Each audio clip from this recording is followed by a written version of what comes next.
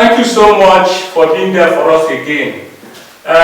This is another episode of Building Blocks for a New Nigeria. My name is Marcel Iwajunwa and I'm from Imo State. On my right is Akeju Abibola from Ondo State. I'm Samuel Ayodele from Kogi State. Okay, thank you so much, wonderful members. If you remember in our last video, we encouraged Nigerians not to lose hope, not to despair, because we realize that there is no great country in the world that has not passed through difficult situations like what we are experiencing in Nigeria. Just go through history. In fact, a lot of countries have passed through worse situations, but they came out of it. So it's left for us. That is why we are encouraging everyone not to lose hope, so that we can get out of this situation. But there is a part to it. That part to it is our ability to hold our leaders accountable. That is where the problem lies. And if all of us are on the same page, we will make sure that whatever our leaders do, whatever thing they say, we have to hold them accountable. That is the only way they can do the right thing. I know the task ahead requires a lot of courage, it requires honesty, it requires fairness, it requires trustworthiness on everybody's part. Sure. But we have to do it.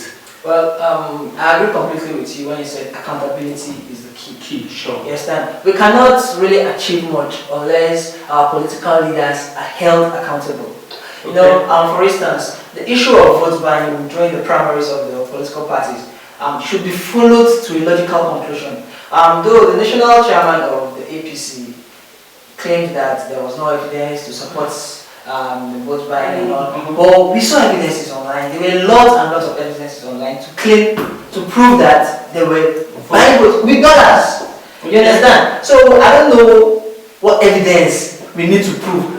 Yeah, okay. I don't know at all. Yeah, thank you so much. You know, there is a saying that the devil is in the detail.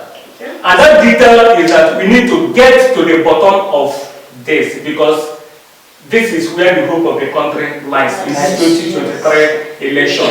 Of course, immediately after the convention, the former president, a very good Lord Jonathan, His Excellency, he said the process was a mess, that there was a lot of vote buying. And even Rotimi Amechi, I think the former Minister for Transportation, he also said there was vote buying. But of great interest, however, is that Emeka Wajoba, also a former Minister of State for Education, he is in the court right now, asking the court to disqualify both Tinubu and the Atiku for vote buying. But we don't know why he didn't mention both Kwabanso and Tito Obi.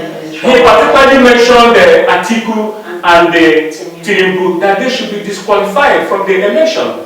You know, So, we the youth and the future leaders, what do we learn from all this?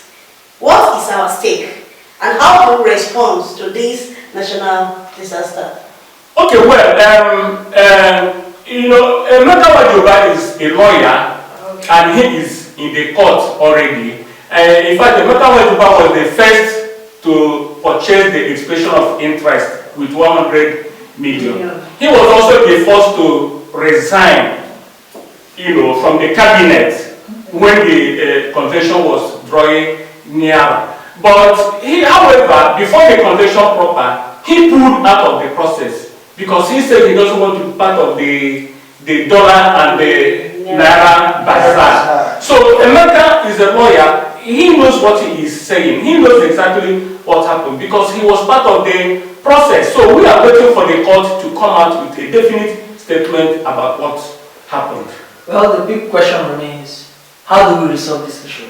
You know, because this is one of the issues that will determine the future of this country. Sure. If we don't find solution to this present issue, we will keep having problems in this country.